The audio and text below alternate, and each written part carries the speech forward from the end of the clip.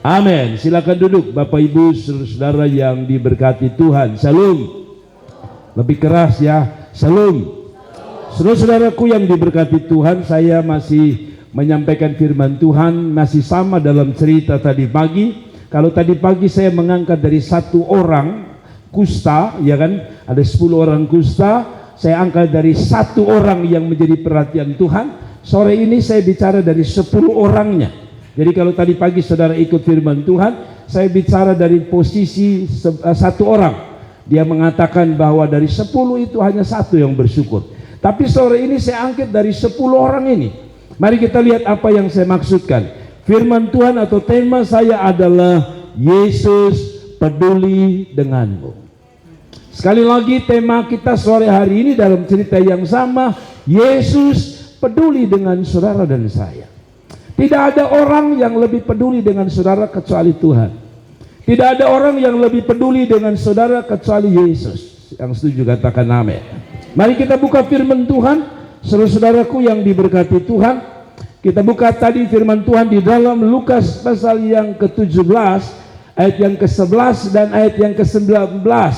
Saudara perhatikan baik-baik, terus saja kalau sudah ayat kita baca ayat. Saudara lihat ini, dalam perjalanan ke Yerusalem, Yesus menyusur perbatasan Samaria dan Galilea. Ketika ia masuk ke satu desa, datanglah 10 orang kusta menemui dia. Mereka tinggal berdiri agak jauh dan berteriak, "Yesus, Guru, kasihanilah kami." Lalu ayat selanjutnya berkata, lalu ia memandang mereka dan berkata, "Perlihatkanlah dirimu kepada imam-imam." Dan sementara mereka di tengah jalan, mereka menjadi tahir. Seorang dari mereka ketika melihat bahwa ia telah sembuh, kembali sambil memuliakan Allah dengan suara nyaring. Kalau saudara baca ayat selanjutnya lagi dikatakan, lalu tersungkur di depan kaki Yesus dan mengucap syukur kepadanya. Orang itu adalah orang Samaria. Lalu Yesus berkata, bukankah ke-10 orang tadi semuanya telah menjadi tahir? Di manakah yang 9 orang itu yang terakhir? Saudara, tidak adakah di antara mereka yang kembali untuk memuliakan Allah selain daripada orang asing ini? Lalu ia berkata kepada orang itu, berdirilah dan pergilah, imanmu telah menyelamatkan engkau. Saya jelaskan sedikit. Saudara-saudara, 10 orang kusta ini adalah sebuah cerita yang sudah berulang kali kita baca, kita dengar. Nah, saudara-saudara, saya jelaskan sedikit mengenai penyakit kusta. Penyakit kusta ini adalah penyakit yang pada zaman itu tidak mungkin disembuhkan. Taruh di pikiran saudara apa? Penyakit kusta adalah penyakit yang tidak bisa disembuhkan. Sulit disembuhkan oleh siapapun kecuali oleh Tuhan. Nah, kedua, saudara-saudara, saya bawa saudara latar belakang daripada orang kusta. Orang kusta itu adalah orang yang dibuang. Mereka tidak boleh tinggal di kota. Mereka harus dibuang jauh, tinggal di sebuah perkampungan atau tempat pembuangan. Lebih tepatnya tempat pembuangan. Kalau sekarang orang bilang ada tempat pembuangan mobil-mobil bekas, zaman dahulu ada tempat pembuangan namanya pembuangan untuk orang-orang kusta. Mereka tidak boleh ketemu keluarga. Mereka tidak boleh ke pasar. Mereka tidak boleh ke gereja atau ke rumah ibadah. Jadi benar-benar mereka terisolir dan mereka tidak bisa bikin apa-apa. Demikian itulah orang-orang kusta. Nah, menarik sekali kalau saudara baca ayat ini. Kalau saudara baca ayat ini, maka saudara akan lihat Yesus itu peduli dengan kita dalam hal apa? Yesus peduli dengan 10 orang kusta ini dalam hal apa? Mari kita lihat pertama-tama langsung saja. Poin yang pertama, Yesus peduli dengan apa? Yesus peduli dengan segala pergumulan, penderitaan, sakit, penyakit, apapun pergumulan dan masalah kita. Yesus adalah pribadi yang sangat peduli. Saudara-saudara dengar baik-baik. Yesus peduli dengan sakit saudara. Yesus peduli dengan penderitaan saudara. Yesus peduli dengan pergumulan saudara. Yesus peduli dengan segala hal yang terjadi dalam hidup kita. Nah, saudara-saudara, apa maksudnya? Mari kita lihat ayatnya supaya saya menjelaskan. Saudara, Yesus peduli dalam segala hal. Itu dalam segala hal apa saja? Perhatikan ayat ini mengatakan, dalam perjalanan ke Yerusalem, Yesus menyusur perbatasan Samaria dan Galilea. Perhatikan kata ini. Ketika ia memasuki satu desa, datanglah 10 orang kusta menemui dia. Saudara tahu tadi saya bilang apa? Kusta itu apa? Kusta itu apa?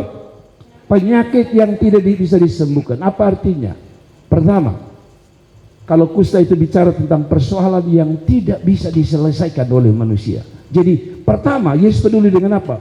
Yesus peduli dengan apa yang dianggap oleh saudara sulit untuk diselesaikan. Kadang-kadang dalam hidup kita ada persoalan-persoalan gampang, kita selesaikan dengan cara kita dan gampang sekali. Tapi ada waktu kita benar-benar sulit untuk keluar dalam sebuah persoalan.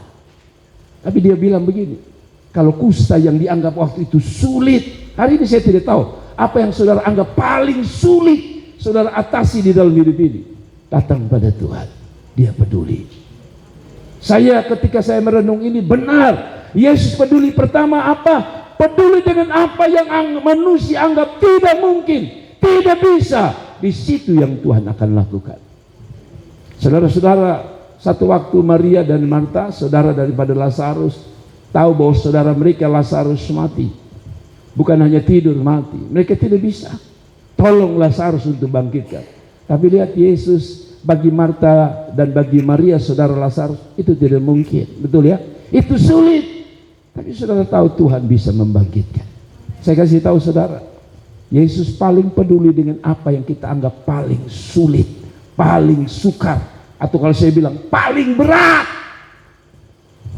Yang paling berat pada zaman itu salah satunya adalah kusta. Itu paling berat. Tapi saudara tahu 10 orang itu disembuhkan. Jadi kepedulian pertama dia adalah apa yang kau anggap paling berat. Itu sebabnya Yesus berkata apa? Mari kepadaku semua yang letih lesu dan berbeban berat, aku beri kelegaan.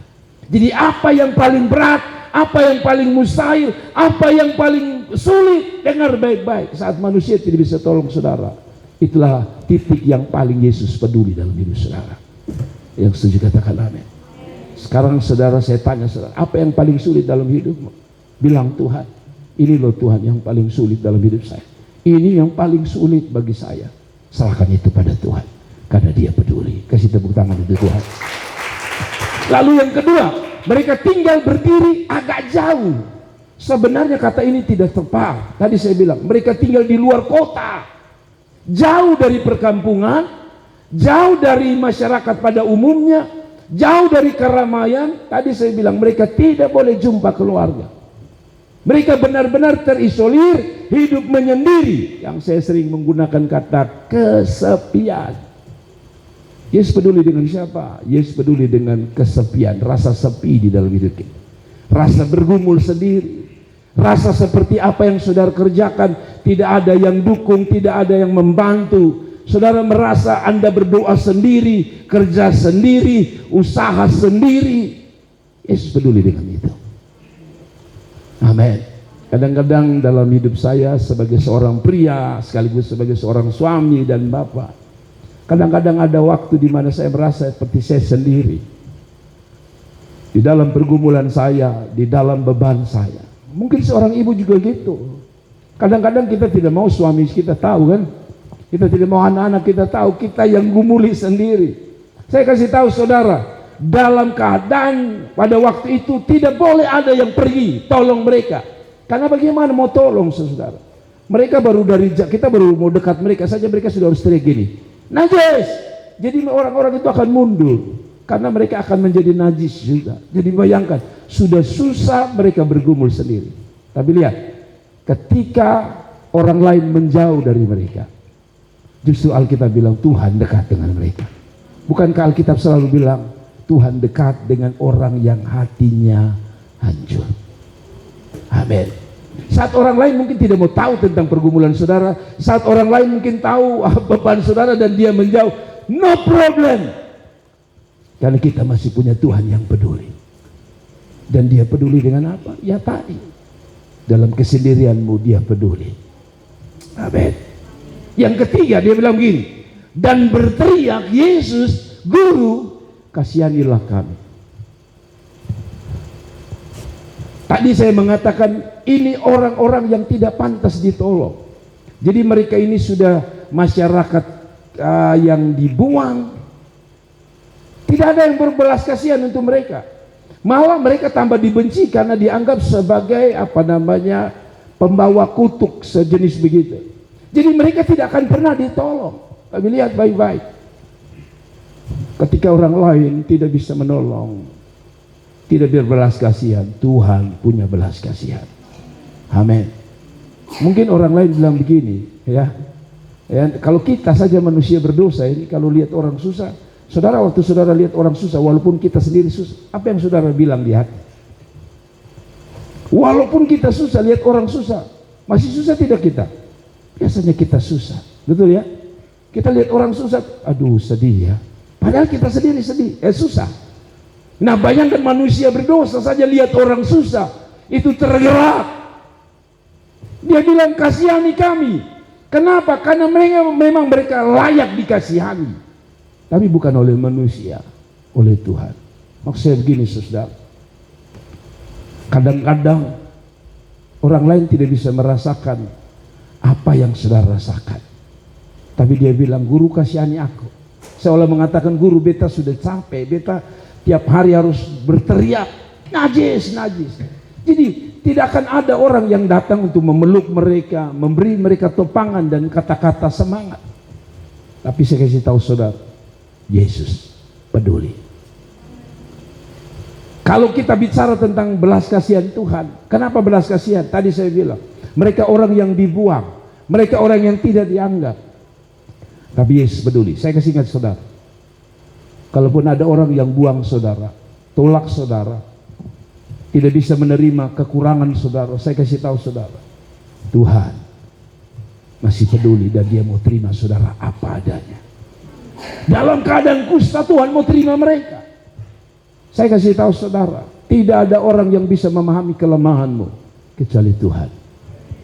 Setiap orang hanya bisa menjudge kelemahan kita. Ya, kita tahu kita punya kelemahan, tapi saudara juga tahu kan kelemahan saudara ini, saudara pingin lawan dia, ya kan? Saudara ingin menang atas kelemahan saudara, tapi kadang-kadang kita gagal. Tapi orang tidak mau tahu bagaimana proses kita melawan kegagalan itu. Yang orang mau lihat adalah kenapa kau gagal. Dan dalam konteks ini orang kusta begitu. Mereka tidak pernah minta untuk dilahirkan sebagai orang kusta. Kalau boleh kita minta semua, kita jadi orang kaya saja semua. Kita jadi orang hebat semua. Tapi toh kita lahir dari orang-orang seperti orang kusta ini. Kita lari dalam keberadaan yang sangat sulit. Tapi saya kasih tahu saudara, Tuhan peduli. Nah, kalau saudara lihat baca ini, aduh kalau saudara renung ini pelan-pelan ini, kesimpulan saya sederhana, Tuhan peduli dengan semua yang saudara alami. Amin. Lanjut, saudara baca di sini. Yang paling melihat, yang paling menarik adalah, apalagi yang Tuhan peduli? Tuhan peduli dengan saudara, atau Tuhan melihat keberadaan dan keadaan saudara saat orang lain tidak lagi mau lihat tentang saudara. Saya ulangi lagi, Tuhan peduli dengan apa? Tuhan peduli dengan melihat siapa saudara, apa yang saudara alami saat orang lain tidak mau lihat. Perhatikan kata ini, lalu ia. Siapa ia, saudara-saudara? Siapa ia di sini? Yesus. Ia memandang mereka. Orang Israel tidak mau lihat orang kusta. Lu mau menderita situ. Nah, menarik adalah kusta itu adalah satu-satunya, katanya mirip-mirip dengan apa yang kalau saudara ingat dulu penyakit lepranya orang Indonesia bilang. Jadi lama kelamaan tubuhnya itu putus satu persatu. Jarinya satu, jarinya satu, jarinya satu, putus dan putus. Lama kelamaan mereka jadi lumpuh. Jadi orang-orang ini bukan orang-orang yang layak dilihat, layak dipandang. Tapi saudara lihat, justru Tuhan lihat. Saya kasih tahu saudara, jangan pernah berpikir begini, kenapa ya saudara ada yang lihat beta ya, kenapa saudara ada orang yang tolong beta ya. Saya kasih tahu saudara, tadi saya bilang tidak ada yang lebih peduli kecuali Tuhan. Tidak ada yang mau lihat luka boroknya orang kusta kecuali Tuhan. Tidak ada yang mau lihat betapa sulitnya mereka menghadapi penyakit itu kecuali Tuhan. Nah, saya juga kasih tahu saudara, Orang katanya orang lebih suka lihat saudara pada waktu saudara sukses. Betul? Tapi tidak banyak orang yang akan lihat saudara hidup bersama saudara pada waktu saudara susah. Tapi saya suka Tuhan. Dalam keadaan mereka susah, mata Tuhan selalu melihat. Amin. Ketika keluargamu tidak bisa melihat siapa saudara, melihat ini begini, melihat itu saya jelaskan. Melihat itu ada dua. Ada yang saya lihat dengan jelas di depan mata saya, ini saudaranya, betul ya? Saya bisa lihat saudara, oh Irma duduk menggunakan kacamata. Saudara ada yang duduk memandang saya. Ada yang duduk dengan kepala terangkat, ada yang duduk tertunduk. Itu yang saya lihat. Tapi kan ada yang saya tidak bisa lihat. Apa itu saudara? Hatimu, bebanmu. Kan ada orang yang bilang, ada bahasa bilang begini, beta ini duduk, ma beta pikiran kemana-mana. Apa artinya? Kadang-kadang kita duduk begini, kita senyum kan? Tapi kan orang tidak rasa kita pun apa yang kita alami di dalam sini. Yang saya maksudkan Tuhan lihat bukan sekedar yang dia lihat dengan biji matanya, tapi yang dia lihat yang tersembunyi, yang tidak dilihat manusia. Apa itu? Yang ada di hatimu. Apa yang ada di hatimu? Bebanmu, persoalanmu. Saya tidak bisa lihat, saudara. Kan sudah tadi mungkin saudara mau tunjukkan saudara punya beban kan? Tapi saya kasih tahu saudara, kalau dia bisa memandang orang kusta 10 orang itu, satu orang lain tidak bisa memandang atau tidak mau memandang, Tuhan sedang memandang saudara. Saya tidak tahu saudara duduk di situ apa yang sedang saudara pikir, tapi izinkan Tuhan melihatnya dan serahkan apa yang kau rasa. Tuhan ini loh saya, Tuhan yang tahu. Kata lihat itu artinya Tuhan yang lihat, Tuhan yang tahu. Saya ini siapa? Saya sudah tidak mampu. Serahkan kepada tangan Tuhan. Yang kedua yang saya mau sampaikan kepada saudara, mari kita lihat. Oh, saya jelaskan. Pada zaman Alkitab, orang yang kusta itu menderita penyakit kulit atau sejenis penyakit kulit lah yang disebut sebagai kusta. Diperlakukan sebagai orang buangan. Tidak ada obat yang bisa menyembuhkan penyakit ini, yang lambat laun akan membuat seorang menjadi cacat karena kehilangan jari, tangan, kaki, dan anggota badan. Nah, kalau ketika dia bilang dia lihat 10 orang kusta, kembali pada ayat tadi sudah lihat, dia mulai kehilangan satu-satu kan? Apa tadi? Jadi cacat, kehilangan tangan, kehilangan kaki, akhirnya kehilangan anggota badan. Saya kasih tahu saudara, kenapa dia makan apa? Kaki, lalu apa lagi? Jari. Saudara tahu itu gambaran apa dari manusia? Kaki itu. Kaki gunakan untuk apa? Pergi berjalan, cari makan, cari minum. Kalau saya bikin analogi, dia peduli saat engkau rasa engkau tak berdaya untuk cari hidup, cari makan, dia mampu memulihkan. Kaki dan jari itu bicara tentang pekerjaan. Saya tidak sedang bikin satu orang bilang alegori ya, tapi saya sedang bilang, bukankah ini gambaran hidup kita? Ada waktu kita merasa seperti kaki kita tak berdaya untuk melangkah dalam hidup ini. Ada waktu kita merasa kita masih sehat, tapi tangan kita rasanya tidak mampu menolong kita. Apa yang kita kerjakan tidak bisa tolong hidup kita, keluarga kita, anak-anak kita. Saya kasih tahu saudara bahwa pada Tuhan dia peduli. Nah, terus mari kita lihat beberapa hal penjelasan mengenai mereka. Nah, ayat 17, mereka tinggal berdiri jauh tadi saya bilang karena memang mereka dibuang. Tapi terus saya tidak akan bicara di situ lebih lama. Saya coba baca saudara untuk saudara gini. Penderita kusta harus meninggalkan rumah dan keluarganya dan tinggal bersama penderita lainnya di pinggiran kota. Mereka harus mencari makanan. Mereka dilarang pertama apa? Melakukan kontak dengan orang yang mengidap atau orang yang tidak mengidap penyakit tersebut. Dan mereka harus membunyikan bel atau lonceng dan berteriak najis jika ada yang mendekati mereka. Mereka tidak boleh pergi ke pasar, dilarang mengikuti ibadah. Jadi mereka benar-benar hilang harapan saudara. Jika seorang mempunyai penyakit kulit yang dapat disembuhkan, yang tidak mungkin terjadi dalam kasus kusta, maka hukum Yahudi menyatakan mereka tidak dapat masuk kembali ke masyarakat kecuali mereka lebih dahulu menemui imam untuk diperiksa sebelum menerima surat keterangan. Jadi begini, kalau saudara baca kitab Ulangan kalau tidak salah, bagaimana dia mengatur orang yang sudah sembuh saja, mereka masih punya beban. Jadi bukan hanya waktu mereka kusta mereka punya beban. Mereka ketika mereka sudah sembuh saja mereka punya beban. Apa itu beban? Mereka harus kasih korban, minimal burung, saudara. Nah bayangkan kalau mereka sudah mereka kerja apa? Saya tanya saudara. Kan mereka tidak boleh ke pasar, mereka tidak boleh berjumpa dengan orang-orang yang normal. Lalu mereka mau ambil uang dari mana? Untuk sudah sembuh saja mereka masih punya beban, yaitu beban tadi, beban ibadah tadi, kasih ini, kasih itu. Wow, terlalu banyak. Itu sebabnya katanya menurut orang konteks marilah kepadaku semua letih lesu berbeban berat itu bukan hanya beban persoalan saja, tetapi sebenarnya itu bicara tentang seluruh aturannya orang Yahudi. Berat sekali. Sekarang ini kalau saudara mau datang ibadah, maaf kata, tinggal pakai baju selesai. Zaman dulu tidak bisa.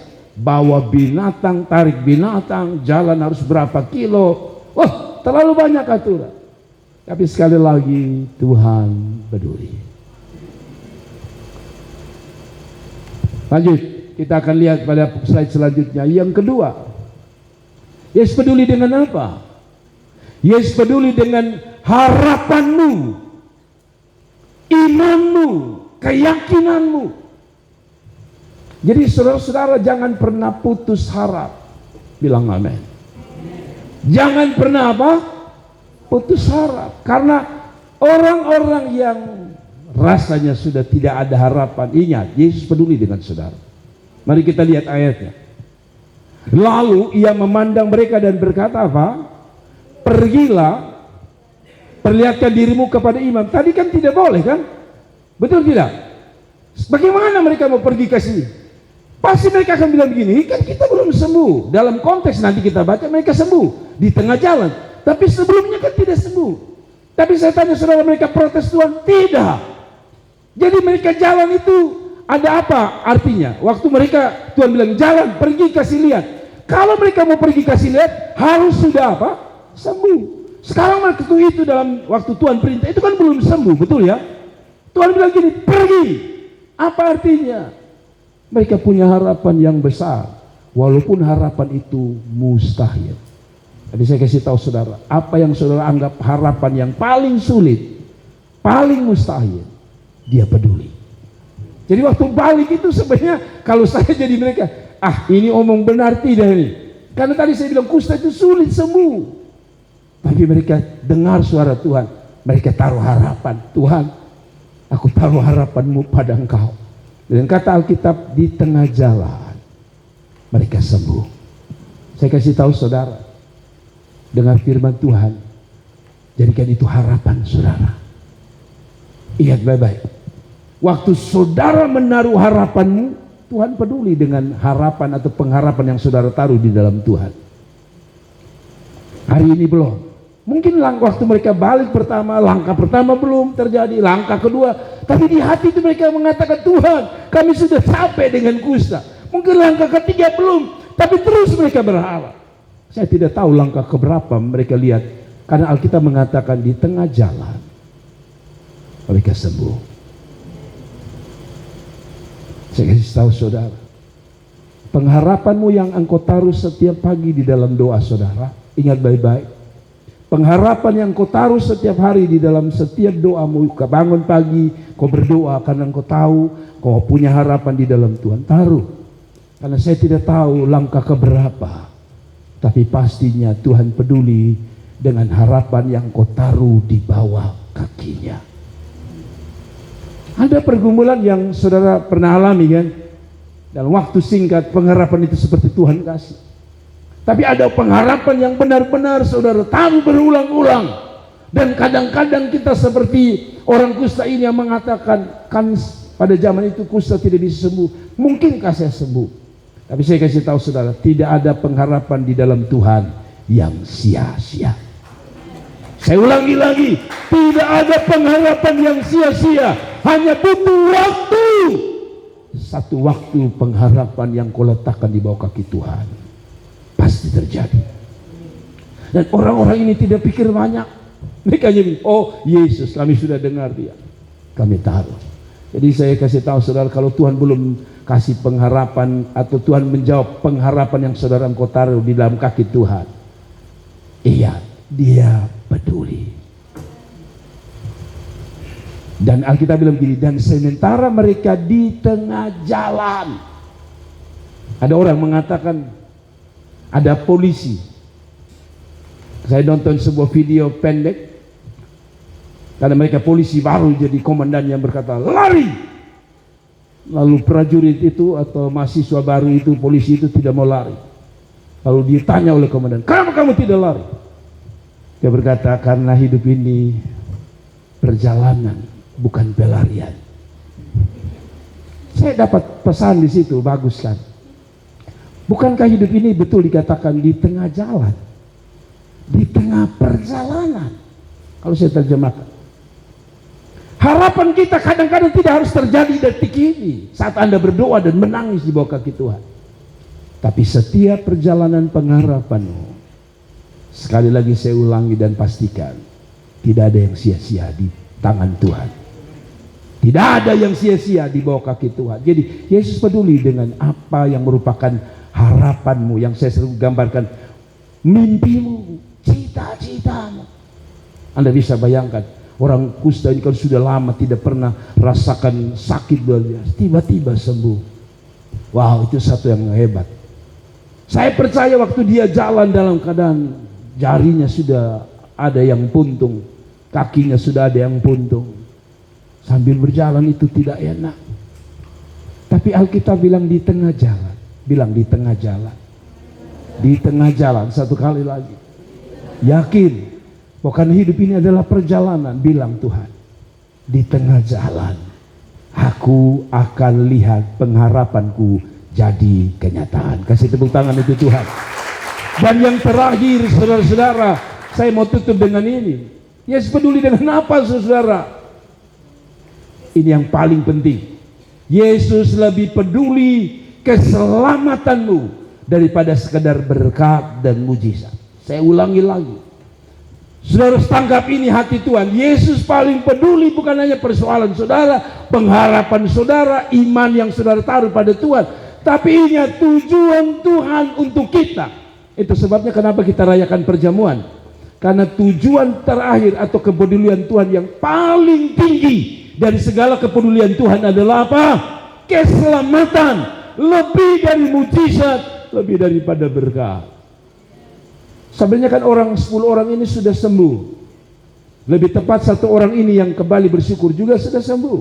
Tapi kalau saudara baca, ternyata Tuhan tidak selesai di penyembuhan 10 orang itu, khusus yang 1 orang ini. Tadi pagi kita sudah dengar, kita soroti yang 1 orang ini. Mari kita baca ayatnya. Saudara lihat ini.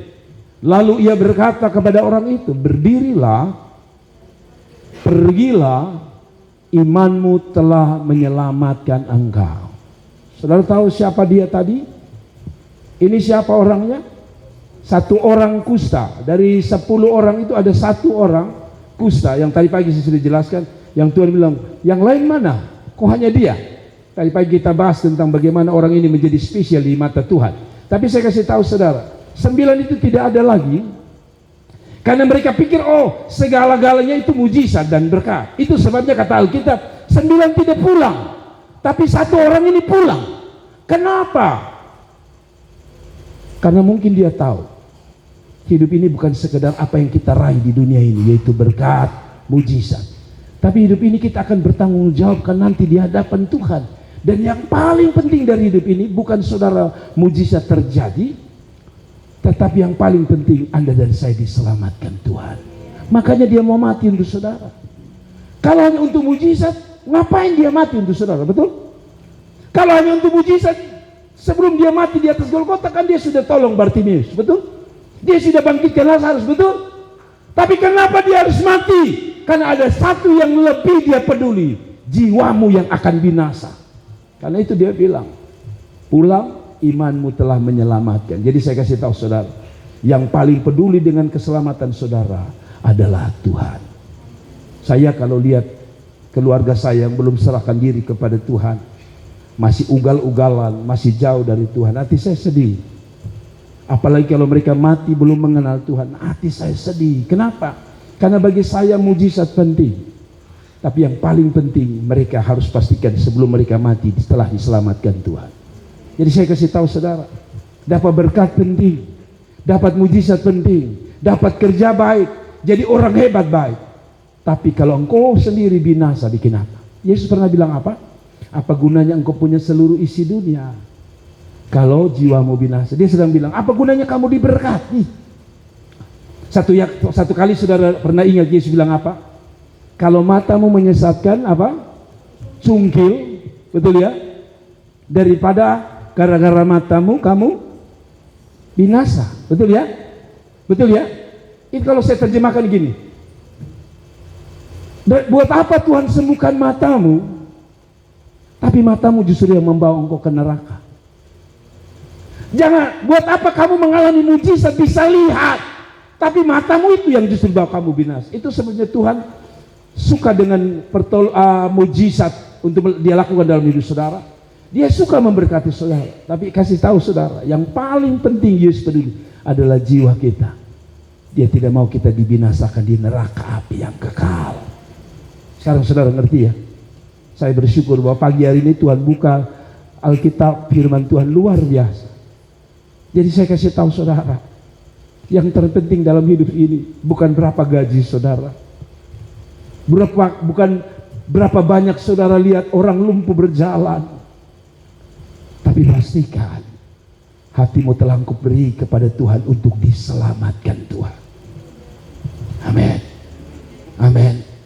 Jadi kita iring Tuhan ini sebenarnya ujung-ujung apa? Kalau saudara dapat berkat, ujungnya di kapal Dala 2x1. Saudara dapat berkat besar pun 2x1. Katanya ada orang bilang begini, kita bisa saja diberkati dengan mobil Mercedes, apalagi mobil-mobil bagus, Alphard, tapi katanya percuma, karena engkau mati ambulans bos yang antar saudara. Lu kaya macam apapun ambulans. Dan yang lebih parah, ada orang mengatakan gini, ada orang itu kan bangga kalau dia sakit berobat sampai Singapura, Cina, Malaysia, Kucing. Ya, Kucing itu di Malaysia. Tapi saudara tahu kalau dia mati pulang lewat di mana dia ditaruh? Waktu pergi berobat ke Malaysia, ke Singapura, ke Amerika, duduk di kelas nomor 1 VIP. Setiap pramugari tanya, ada yang bisa dibantu Pak? Tapi setelah dia sakit dan mati di Malaysia, saudara tahu dia taruh di mana? Kargo. Sama-sama dengan koper-koper barang-barang. Jadi itu saya kasih tahu saudara, betul kata firman Tuhan. Anda butuh mujizat, perlu. Anda butuh berkat, perlu. Tapi Anda harus yakin bahwa yang paling dia peduli, saudara tidak boleh ke neraka, saudara harus ke sorga. Karena itu jangan pernah tinggalkan Yesus. Karena yang paling pokok dalam hidup ini, dia tidak ingin engkau binasa. Makanya dia bilang, berdirilah, pergilah, imanmu telah menyelamatkan engkau. Saya suka dengan Tuhan saya. Saya harus jujur sama saudara, saya bersaksi. Saya orang yang, kalau sehari ini kan saya jadi pendeta, tapi saya orang yang paling tidak suka jadi pendeta sebenarnya. Jadi kalau orang bilang, oh pantas ku bapak pendeta mau jadi pendeta karena dia memang suka. Saya tidak suka jadi pendeta. Saya paling benci jadi pendeta. Pertama, pendeta bagi saya itu membosankan. Pendeta itu terlalu membosankan. Kedua, apalagi pendeta-pendeta Pentakosta, gajinya tak jelas. Jadi saya tidak suka jadi pendeta. Saya lebih suka jadi tentara, polisi, itu mimpi saya. Tapi kenapa saya memilih jadi hamba Tuhan? Karena saya sendiri juga sadar, dulu saya hanya bermimpi jadi polisi, jadi tentara. Sampai satu waktu saya ikut sebuah kebaktian, seorang berkhotbah, dia mengungkapkan tentang dosa-dosa saya, dan saya menangis. Saya menangis meraung, seperti ada orang yang buka saya punya feeling di depan saya. Dan saya baru sadar hari ini bahwa tujuan Tuhan bukan Kalau saya jadi polisi tentara mungkin model saya yang keras begini, mungkin saya sudah bikin kasus banyak, karena kalau pencuri masuk mungkin saya pukul sampai mati.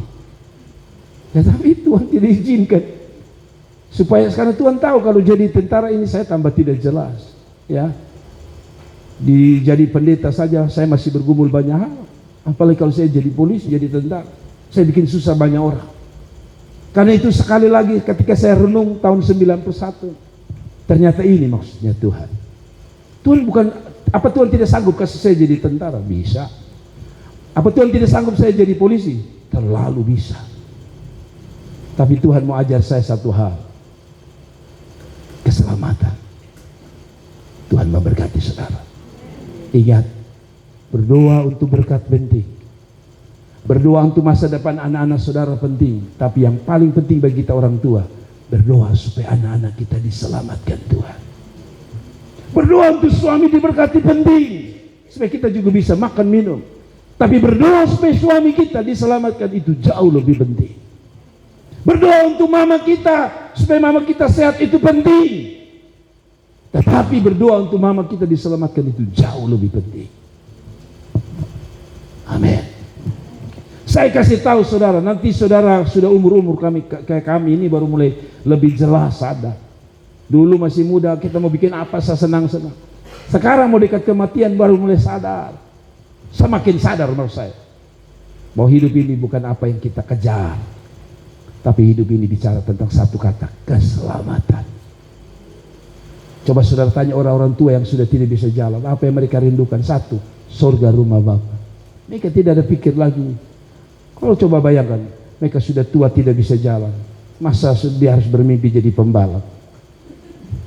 Jangankan dia mau kasih masuk gigi, dia baru mau kasih masuk gigi, saya dipung gigi Sujato lebih dahulu. Tapi apa yang mereka rindukan? Kalau saudara lihat orang umur-umur 80, 70, perhatikan mereka punya nyanyian-nyanyian. Bukan lagi nyanyian kayak kita, pengharapanku atau bangkit serukan nama Yesus. Mereka punya nyanyi itu saya suka. Di seberang sana air mata hilanglah. Saya ingat saya bapak mau ketika meninggal, yang dia nyanyi lagu-lagu seperti itu. Kenapa dia nyanyi itu? Saya baru mengerti sekarang bahwa pencarian apapun di dunia sebenarnya yang paling Anda perlukan adalah jiwa yang diselamatkan Tuhan. Tuhan memberkati. Kasih tepuk tangan untuk Tuhan. Mari kita bangkit berdiri dan kita berdoa bersama-sama.